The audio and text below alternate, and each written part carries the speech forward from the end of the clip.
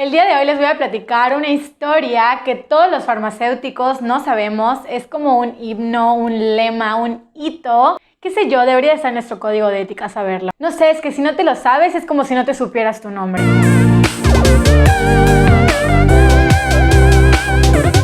Hola amigos, bienvenidos como siempre a un video más de aminoácida y el día de hoy les voy a platicar acerca de la catástrofe de la talidomida. Antes de comenzar, me quiero confesar de algo que me sentí muy culpable durante mucho tiempo y ahora ya lo asimilé.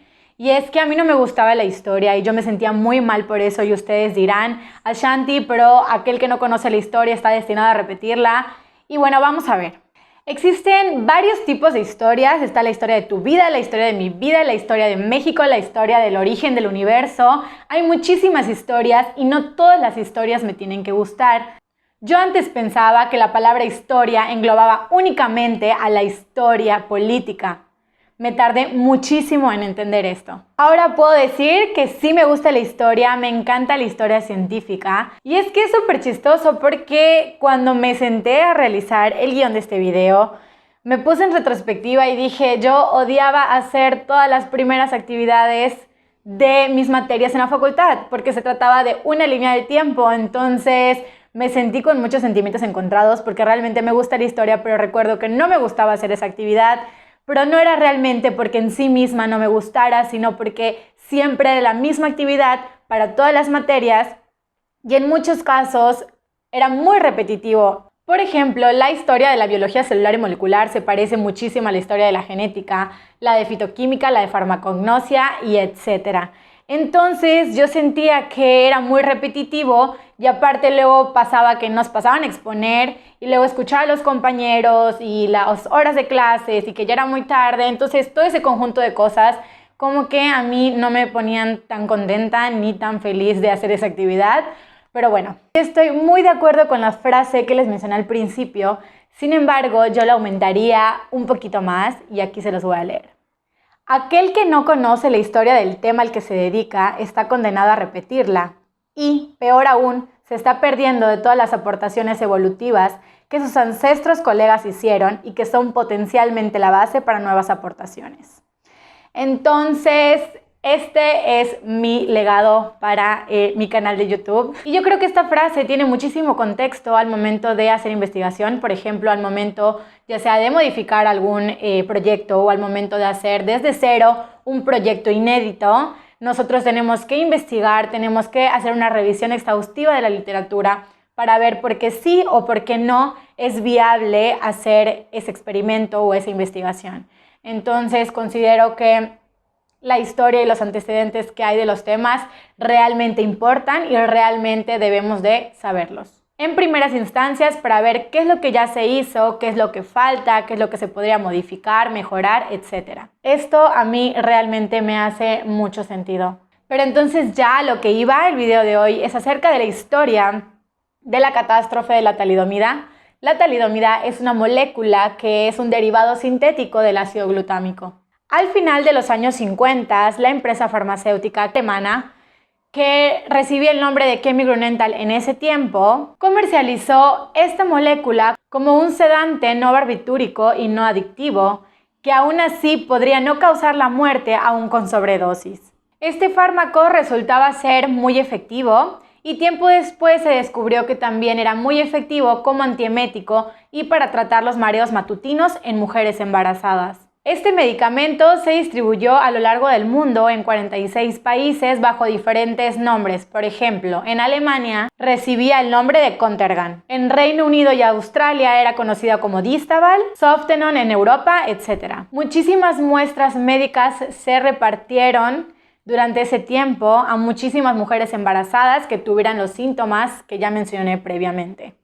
Entonces, reportes en la literatura dicen que probablemente nunca se sepa el número exacto de mujeres que recibieron este medicamento. Pero bueno, aquí va la pesadilla. Poco tiempo después de que se lanzó la talidomida, empezaron a haber reportes de pacientes que presentaban neuropatía periférica. También empezaron los reportes de los defectos severos en los niños al nacer, que en primera instancia no se ligaban a este medicamento. No fue hasta 1961 donde dos científicos de manera independiente, uno en Alemania y el otro en Australia, confirmaron que la talidomida era uno de los mayores desastres hechos por el hombre, ya que había causado más de 10,000 nacimientos de bebés con defectos severos al nacer, como por ejemplo la focomelia. También durante ese mismo tiempo se reportaron muchos abortos. Algo que he de mencionar es que Estados Unidos no estaba dentro de los países que habían aprobado este medicamento. Frances Kelsey, quien era la que aprobaba los medicamentos en Estados Unidos en la FDA, nunca aprobó este fármaco, porque ella ayudaba muchísimo de las cuestiones de seguridad y eficacia. Entonces, el presidente de los Estados Unidos en ese tiempo fue John F. Kennedy, decidió darle a Frances Kelsey el premio de Servicio Civil Federal Distinguido por haber evitado la catástrofe de la talidomida en los Estados Unidos. Lo que debo destacar muchísimo es que en los años 50, 60, para nada el empaquetamiento de los medicamentos, las contraindicaciones, la manera de testar y probar los medicamentos, no es nada comparado con lo que hoy en día es, ¿no? Yo creo que, y bueno, no solo yo lo creo, también lo he leído, lo dicen los demás artículos, es que este desastre de la talidomida fue realmente un parteaguas para todo lo que viene después o todo lo que existe hoy en día, que es la farmacovigilancia. En muchos países, aun cuando ya se aprobó un medicamento para comercializarlo y distribuirlo, este proceso, debo destacar que es larguísimo, dura aproximadamente de 10 a 15 o 20 años. Bueno, aún después de este proceso tan complejo y tan largo, existe una etapa clínica 4, donde este medicamento ya está distribuido a una población más grande, pero se mantiene el periodo como de farmacovigilancia. Es decir, si tú presentas algún efecto adverso, lo puedes reportar, y si ocurre con más personas y los efectos adversos son pues mayores, en dado caso este medicamento se pudiera retirar del mercado. Si quieres saber más acerca de este tema, puedes encontrar en mi Instagram, Ashanti Calderón, mi primer Instagram TV, de eso se trató, del proceso de cómo sacar un medicamento al mercado. También, a partir de ese momento, se empezó a tomar en cuenta la estereoisomería de las moléculas al momento de pensar en un medicamento. Pero entonces, ya que estamos hablando de estereoisomería, vamos a ver cómo se dio todo este show. Aquí está la molécula de talidomida con sus isómeros R y S. El isómero R tenía el efecto sedante y el isómero S tenía el efecto teratogénico. Un isómero es una molécula que tiene la misma fórmula molecular que otra, sin embargo difiere en que sus átomos están distribuidos de manera diferente, o también la posición del espacio es diferente, su función, etc. Precisamente como la talidomida, R y S, ambos tienen la misma fórmula molecular, que es C3CH10N2O4. Estos isómeros R y S se llaman enantiómeros porque únicamente difieren en la posición que toman en el espacio, pero esto afecta a sus propiedades biológicas. En la imagen que les puse previamente, ustedes pudieron notar que las moléculas eran exactamente iguales, y es que sí, pero difieren en la manera en que se distribuyen en el espacio. Entonces vamos a dibujarlas primeramente en 2D, en un programa, para luego poderlas visualizar en 3D.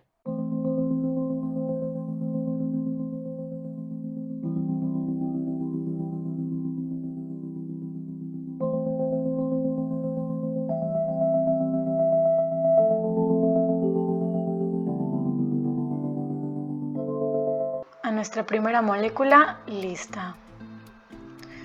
Bien, este es el isómero, el enantiómero R. Y ahora vamos a dibujar al S, que es exactamente lo mismo, pero vamos a modificar estas cuñas.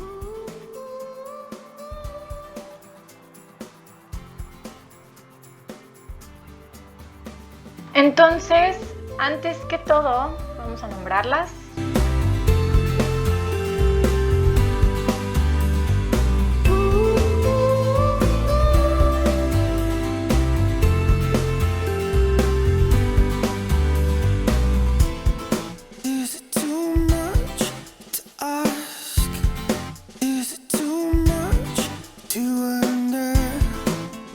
Una vez que ya Ya estoy en el visualizador 3D de ChemDraw. Ya pasé aquí mis moléculas que estaban en 2D. Las pasé a este visualizador. Entonces las vamos a colocar en este espacio. Y primeramente las vamos a mover. Les vamos a hacer un poquito de zoom. Okay. Y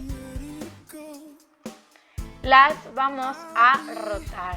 Aquí vemos que estos dos anillos se ven exactamente iguales, ¿no? Estos dos anillos se ven exactamente iguales. Entonces la parte de la molécula que cambia es precisamente esta, ¿no? Donde nosotros arreglamos las cuñas. Entonces, si nosotros lo giramos aquí, vemos esta misma distorsión, o desde un ángulo diferente, pero vemos una distorsión donde la molécula realmente tiene la misma composición, pero se arregla en el espacio de manera diferente. Y se puede visualizar desde el ángulo que más nos plazca.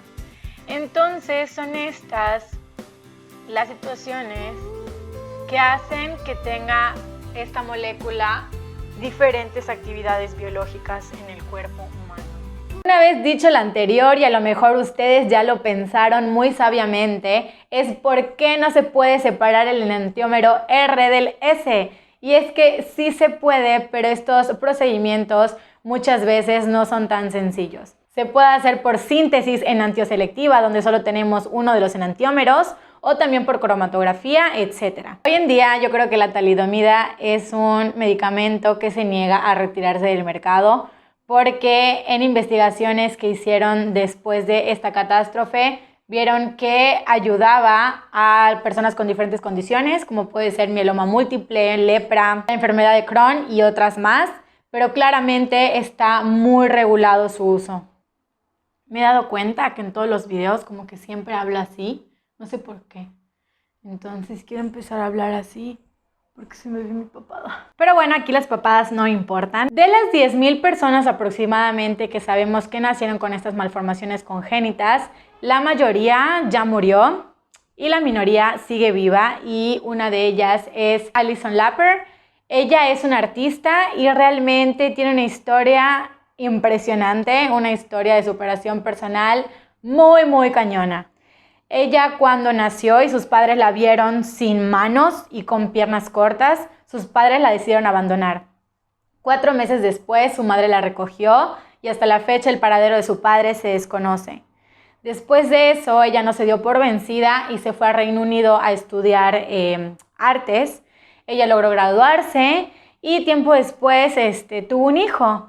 Entonces ella realmente estaba consciente de que su hijo podía nacer con su condición. Sin embargo, su hijo nació una persona normal, pero lo lamentable de esto es que cuando su pareja supo que ella estaba embarazada, la abandonó. Y su hijo sufría muchísimo bullying en la escuela y se murió de una sobredosis, ya que tenía muchísimos problemas psicológicos. Entonces yo creo que es una vida de muchísima superación personal. A pesar de todo lo que ella ha sufrido, yo creo que se ha dedicado y la ha canalizado muy bien. Es excelente pintora, muy reconocida ahí en Reino Unido. Alison Lapper embarazada es el nombre de la primera escultura que ocupó el 4º pilar de Trafalgar Square en Londres, y permaneció en este pedestal desde septiembre de 2005 hasta finales de 2007. Medía 3.6 metros de altura y tenía un peso de 13 toneladas. Fue esculpida en mármol por el escultor McQueen. La estatua representa a Alison Lapper, una artista que nació sin brazos ni piernas debido a una focomelia por haber ingerido su madre talidomida. Lo curioso de esta estatua es que se hizo una copia a una escala mayor que se exhibió en la ceremonia de la clausura de los Juegos Paralímpicos en Londres de 2012. Hasta aquí el video de hoy, amigos. Espero que les haya gustado este video y que hayan aprendido muchísimo. Dale like, comenta, comparte, suscríbete al canal y nos vemos pronto. Adiós.